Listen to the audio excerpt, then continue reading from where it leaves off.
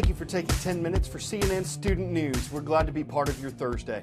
First story we have is from Manhattan in New York City. Wednesday morning, a large explosion collapsed two buildings, a church and a piano store.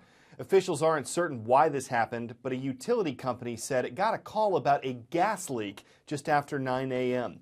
New York's mayor says that was the only indication there was any danger. Dozens of firefighters arrived to search for survivors.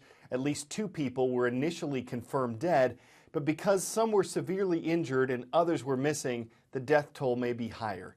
Natural gas doesn't have a smell. Utility companies add an odor to it so that people can detect a leak.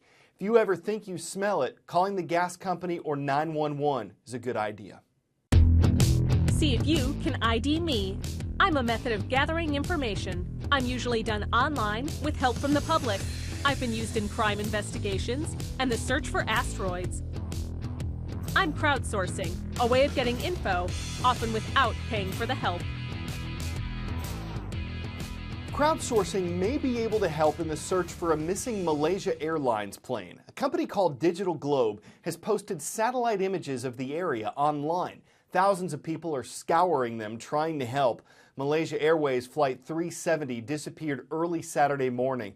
Less than an hour after takeoff from Kuala Lumpur, Malaysia, the plane's transponder was either turned off or it just stopped working. The transponder sends signals about altitude, location, and direction of a plane. There are conflicting reports from Malaysia's government about whether the plane turned and flew in another direction. Last night, a Chinese satellite image was released showing what might have been wreckage, but it couldn't be confirmed immediately. The search area is bigger than the state of West Virginia. Look at what we know. Here's what we actually know about the situation there. If you look at it, the plane took off. We know that it left from down here and went up here, and that all the transponding stopped at about 1:30. That's really all we know. We were getting signals that there was a turn that was leading the plane this way, and then it was spotted by radar over here somewhere around an hour later. We know more about this right now. This wasn't some kind of tracking of it. We don't even know for sure that it did turn, because authorities are now saying that's not clear either. What we know is that there's a single radar reflection over here. Why does it have the word reflection in here? Because if the transponder is on the plane, when the radar pings the plane essentially answers back. It says, "Who are you?" And the plane says, "We are this Malaysian air flight." If the transponder is off, all the radar can do is say there's something out there. And this is what we're talking about. So this becomes very confusing as to whether this had anything to do with what was going on over here. But the result, boy, you cannot miss the result here, because the result is a sure thing here. Look at what happens to the search areas. They were focused right over in this area. Now they're having to add all this other territory out here, which just complicates it further and further, because every bit of that will now have to be searched a piece at a time. You'll have to grid it off the same way you would for any search and fly over each area until they eliminate each little cube to figure out where they're going. The families of the missing are grieving. They're frustrated. They're tired of waiting for answers. Malaysian police are searching the home of the pilot. They're also questioning the friend of two Iranians who boarded the flight with stolen passports, though they're not believed to be terrorists. Still, finding the plane itself may be the only way to find out what exactly happened. How could Malaysia Air Flight 370's transponder fail? The cockpit voice and flight data recorders will tell us. It surprisingly looks kind of primitive. What does it do? It essentially has an armored shell, and even within that there's what you might call an armored bathtub that houses the memory chips that record all the flight data.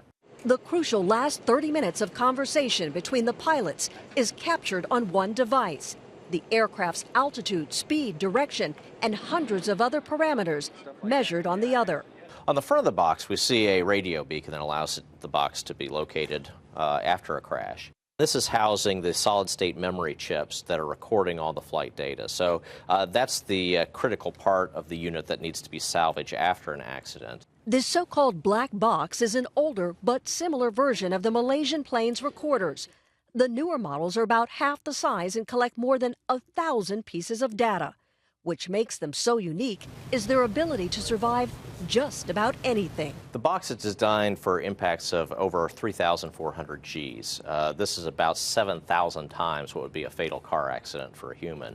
So incredible impact. In terms of temperature, it's designed to withstand temperatures over 2,000 degrees Fahrenheit for short durations. So this would cover scenarios where it's sitting in the middle of burning jet fuel for an hour or so. What is more likely critical for the Malaysian airline is the recorder's ability to withstand the tremendous pressure from the depths of the sea.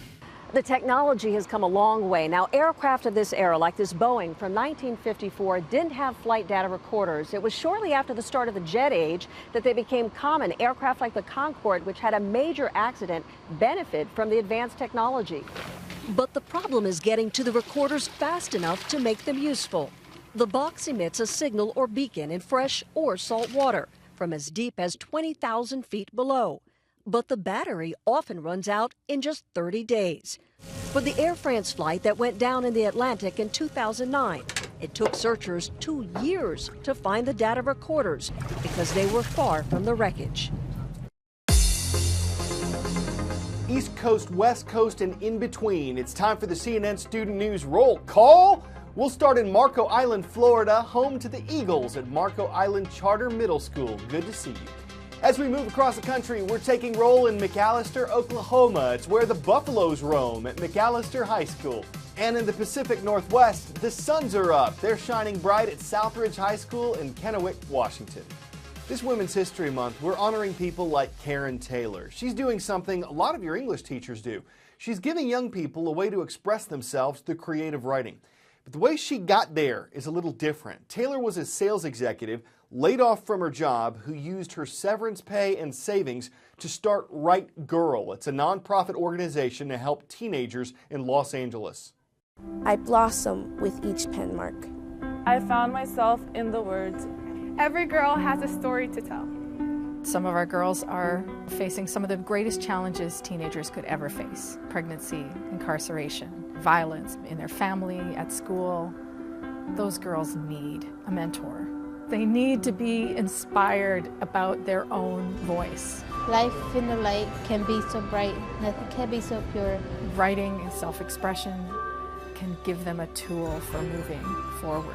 Say something that nobody else has said before, because you have your own way of saying things. We match underserved girls with professional women writers for mentoring and group workshops. I want to match you, Krista, with Christy. The moment you ask a young person, tell me about something you're passionate about, the writing and the ideas just flow. You know what you're going to read today? I was kind of scared, like I'm really quiet and I keep to myself. But I met Emily and she's so excited and enthusiastic about writing and I absolutely love her.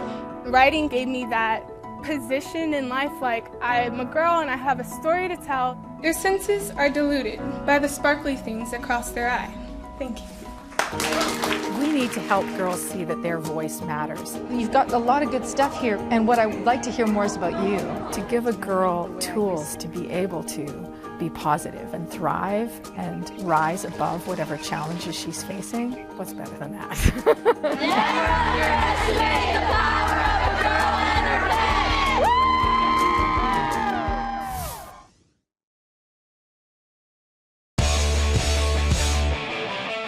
We've seen a lot of cool basketball shots, some in games, some just because they're trick shots, and they're awesome. Thanks to YouTube, this is the first we've seen in golf.